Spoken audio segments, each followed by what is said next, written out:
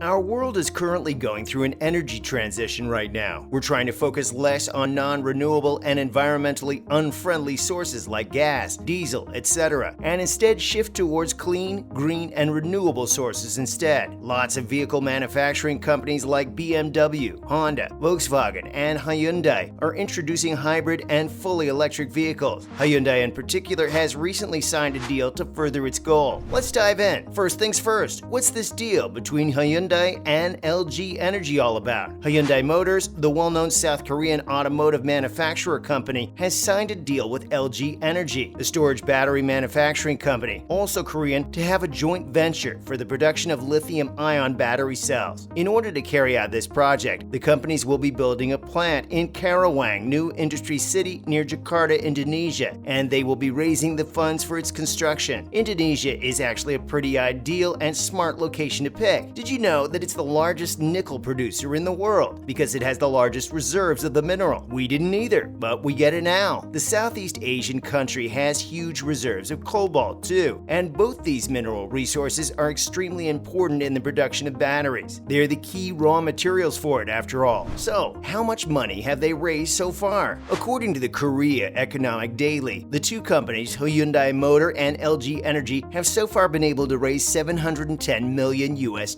or around 950 billion South Korean won. All investments gathered from lots of different financial groups overseas. Hyundai Mobis company, the auto parts unit of the Hyundai Motor Group, on Monday said that the five financial institutions, specifically Hyundai Motor Co, Kia Corp, Hyundai Mobis, and LG Energy Solution, have provided debt guarantees all according to their respective stake in the company, while Korea Trade Insurance Corp, a state-run export credit institution, has provided credit guarantees. Hyundai Mobis also stated that the project got positive evaluations from the financial groups, so the two partners could successfully borrow funds at a low interest rate. The borrowing period has been agreed to be 10 years, and the companies will gradually take out the loans as the project goes on and continue smoothly and successfully, the two companies have been quoted to have said. According to sources, LG Energy Solution owns half of the shares in the joint venture at 50%, while Hyundai Motor shares 25% of the venture, called HLI Green Power. Ever since the pandemic and the chip shortage and the pressure on automotive companies to switch to fully electric vehicles, EV, Hyundai has accelerated its electrification strategy, targeting up to 7% of the global market for EVs by 2030. Thus, their aim is to become a global leader in electric vehicles. With these new investments in hand, Hyundai's targets have become that much more achievable, and it is expected that it will be scaling up its move to boost its EV presence in the country. One interesting thing to note is that the fund will not be given to the two companies' joint ventures in a lump sum. Rather, it will be handed out bit by bit according to the progress of their construction of the battery plant in Indonesia. Let's talk about the future of the battery plant joint venture. According to Hyundai and LGES, the battery is scheduled to be completed in the first half of 2023, and their goal is to start battery mass production by the first half of 2024. It's actually the first overseas joint venture between the two companies, but there are high hopes for its massive potential. They've said that the facility, when ready, would be able to produce 10 gigawatts of battery cells per year. That's pretty huge. In fact, it's enough of a supply for 150,000 units of electric vehicles. Specifically, the battery manufacturing plant will be producing NCMA lithium-ion battery cells. NCMA standing for nickel, cobalt, manganese, and aluminum. That's why Indonesia was chosen to be the location for the plant, and it has vast reserves of the first two minerals so that import costs would be cut and batteries would be able to be made at much lower prices. The new battery cell plant is actually pretty close to Hyundai Motor's Indonesian car factory, so transport costs would be cut too. Honestly, whoever came up to make the plant there, they were pretty smart. It's likely Hyundai's electrical vehicle market will boom with the added influx of batteries. In fact, with 1 million units sold per year, Indonesia has a pretty promising car market. The fourth most populous nation in the world has pretty significant growth potential because of its low automobile ownership rate at fewer than 100 cars per 1,000 people in the country. The pair are also planning on expanding the capacity of the plant, depending on the demand. Anyways, this is actually kind of huge for Hyundai and LG Energy. In order to provide a steady supply of battery cells for the manufacturing of its EVs, the carmaker announced the joint venture between HMG and LGES in the middle of 2021. The two businesses have verified that they have an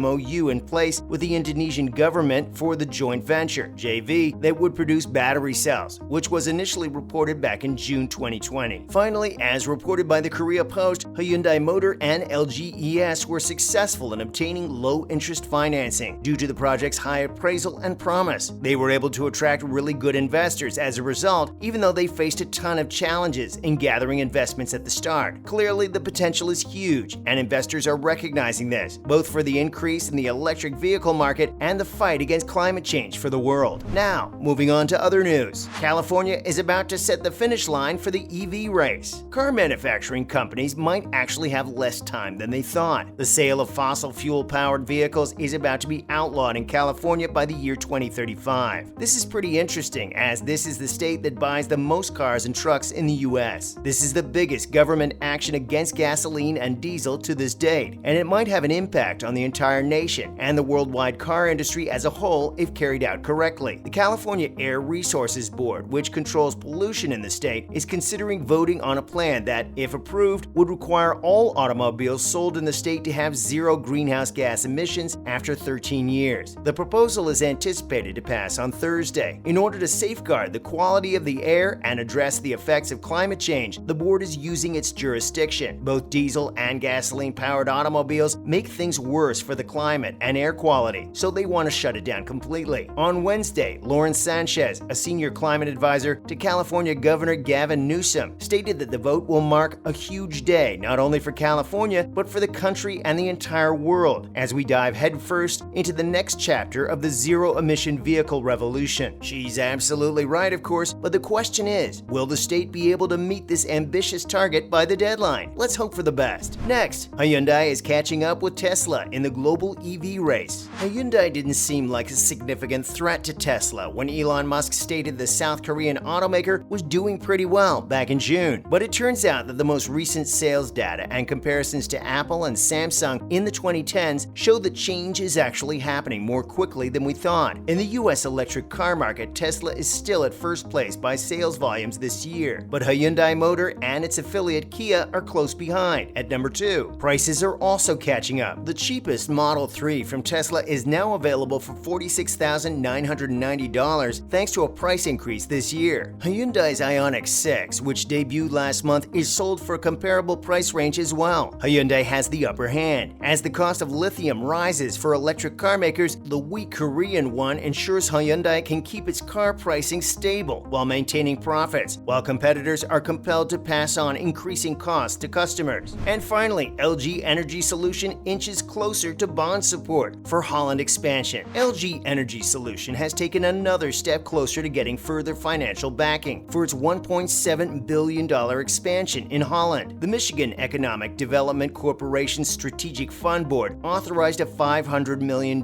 private bond incentive for the lithium-ion battery company on Tuesday morning. According to the LG representative, Kim Enochs, the huge project is going to have a huge impact on the electric vehicle industry, especially in the US market. He told the board, "Our headquarters, LG Energy Solution, is very excited about this project. LG will produce new long-cell batteries at the location. The batteries are intended to increase the driving range and energy storage of electric vehicles. LG Chem aims to begin manufacturing in the second quarter of 2024, according to Enochs." Pretty cool. That's a wrap for this video. What are your thoughts on this joint venture between Hyundai and LG Energy? Make sure to give this video a thumbs up and subscribe to our channel for more videos like this. See you in the next one.